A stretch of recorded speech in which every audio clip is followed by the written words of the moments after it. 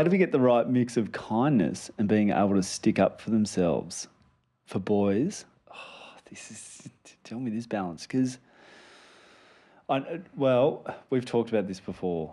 I can't remember the episode. Okay, tell me, what do you think about it? I can't remember, we've talked about this. This is frustrating me. How do we find the right mix of kindness and being able to stick up for themselves? I think this one comes back to self-esteem.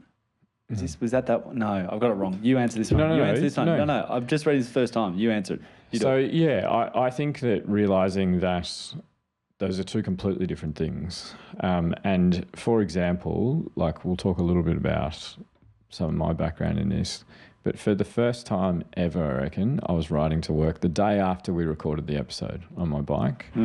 And I was riding along a straight road and a huge truck was at an intersection coming onto the straight road. Like I clearly had right away. They saw there was no cars and they just pulled in front of me. And when I kept riding, they honked the horn and shouted abusive stuff at me. Yep. Probably the first time that I was ever able to just keep my calm and stick up for myself without getting angry and losing my kindness and all that stuff. And I just said, hey guys, how'd you do that? What are you doing?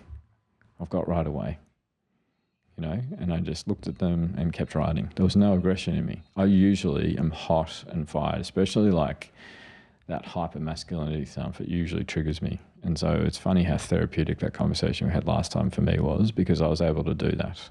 Just see that come towards me. It didn't trigger me.